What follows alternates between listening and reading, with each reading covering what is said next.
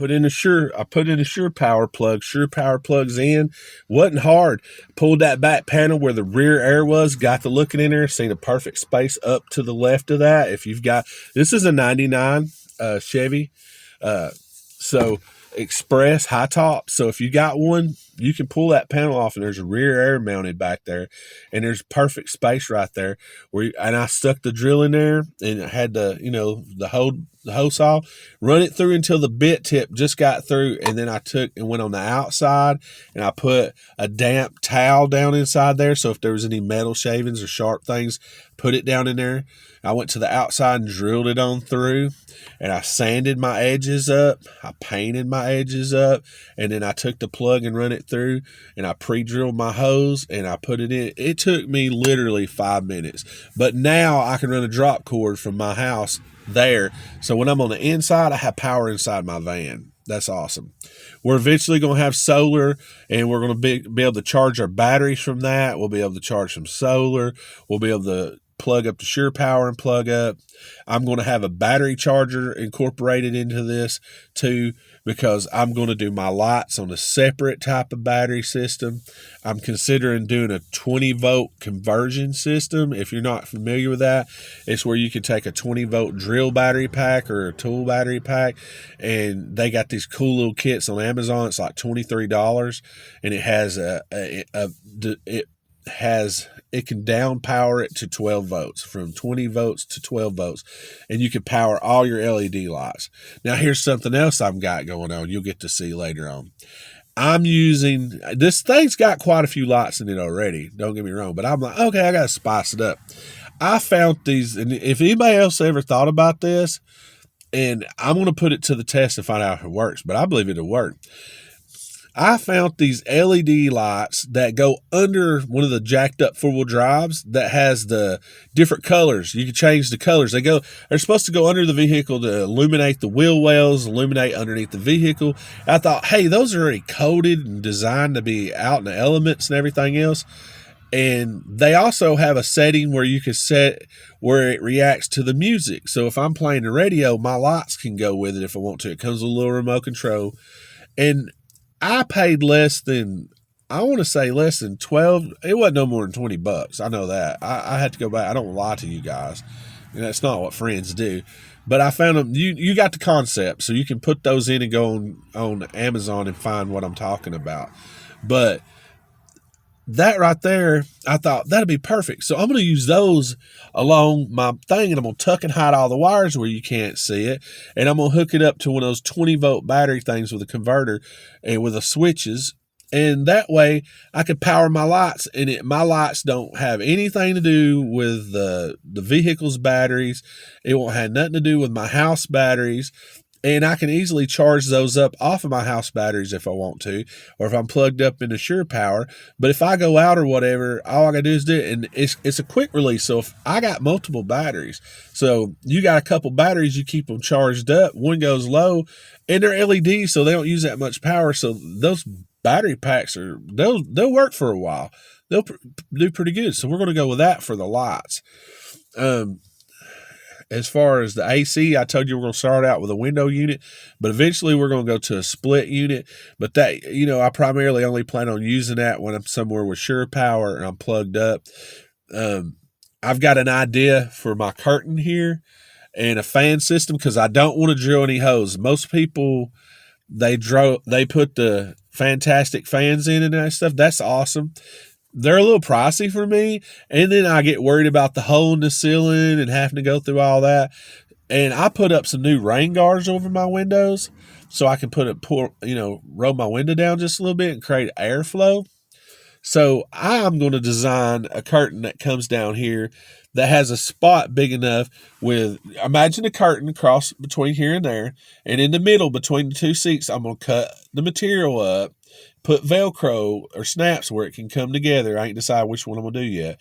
But I'm going to design it where that middle part will come apart and roll up about the width of a fan, whatever size fan you want to use. Me personally, I always slept with a box fan. And people go, you don't put a box fan in a van? I'm like, yeah, because when I go out somewhere, I can set it outside. I got power. I can run it off of that or whatever. But by putting that down here and putting a box fan sitting right between here with these windows cracked, and in my back windows, those windows have screens over them, so I can run the air from the back of the van pulling out and going out this way. That way it pulls through the screen so bugs don't come in and lets it go outward, or vice versa. Either way, it don't matter. We're going to give that a shot and see if it works. Don't know if it will or not, but we'll see. I've got my flat screen TV that we're going to put up in here. I'm going to have to build space for my guitar because my guitar is one of my best friends. It goes everywhere with me. It's got to go in here. I want everything that I would need in my home in here to live comfortably without having to go, I wish I had. I'm going to have it here, and I think it's going to be awesome. Well, I've been going for a while on this conversation. I just wanted to reach out because I've never really did a video like this. I've done a couple videos about Goaty and about what I plan on doing with the van, but I've been really touched by how you guys in these groups that I've joined on Facebook have really showed some love, and I really appreciate you guys. It means a lot to me. And that's one thing about van. Look, okay, most of the country's got it down now. Cannabis is in good places now. People ain't thinking it's all about the devil's lettuce. It has medical use, and if you're a Parkinson's patient or if you've got some medical issues, it can be used properly.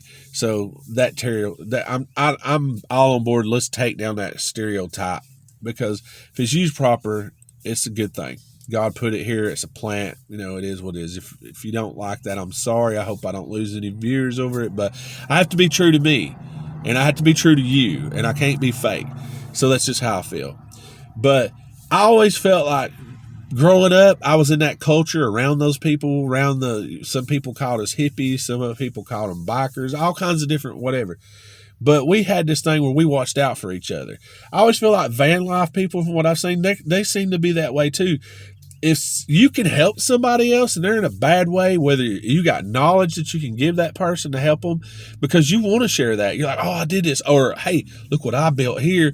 This could work for you and your style. You know what I mean? And that's what I love about van life. Van life is that way. You get a good group of people, like-minded people together, man, there ain't nothing you can't accomplish. So I'm doing this video so maybe there's somebody else like me that's going through something in their life, mentally, physically, financially, whatever it may be, and they can realize, hey, this may be an outlet for me. This may be, and if anything else, you got a really cool van at the end of the day that you probably not going to have any problem selling. It isn't for everybody. That lifestyle isn't for everybody. I don't even know if full-time is right for me just yet. I kind of I like that idea of that, but I have restrictions that has to fit me because of my health issues. But I'm going to give it a shot, and if anything else, I'm going to have some wonderful trips along the way, build some memories. So thank y'all for tuning in. And if you like the video, do me a favor. Will you hit the like button, and will you leave me a comment and subscribe? That way I know what I'm doing. And if there's any questions you have, leave it in the comments. I'll be more than happy to help answer those. I'd like to be able to have you guys engaged in this because I'd like it to be the people's van build. It's going to be mine and around what I do, but I'm open to your opinions and your thoughts. And if you know where I can get some cool stuff, preferably free, because like I said, I don't have a lot of money, and that you think might be beneficial, drop it in the comments for me, because I'm open to all that. And then as we go along, you guys will get to see some pretty good stuff. My problem is I'm having problems trying to get something done and filming something and then dealing with my health issues. I have to get it when I can get it, and I ain't always got time to set up a camera, but I'm going to try to do highlights and show you and coach you through how I did it, why I did it. And it may not be right to everybody. There may be people go, wait, that's fine. It is what it is. It's all love, peace, and possum grease here, okay? Love, peace, and possum grease. I'm going to hang in here like a hair in a biscuit and do my best. And like my southern charm just shine. Or you call it what you will, redneck ingenuity. It doesn't matter. If it works, it works. And you get to see it from a redneck's point of view. You got guys out in California, girls out in California, you got people out in Arizona, you got all these people showing you van life. But have you ever seen a redneck do it? Yee! Stay tuned. Love, peace, and possum grease. Ooh.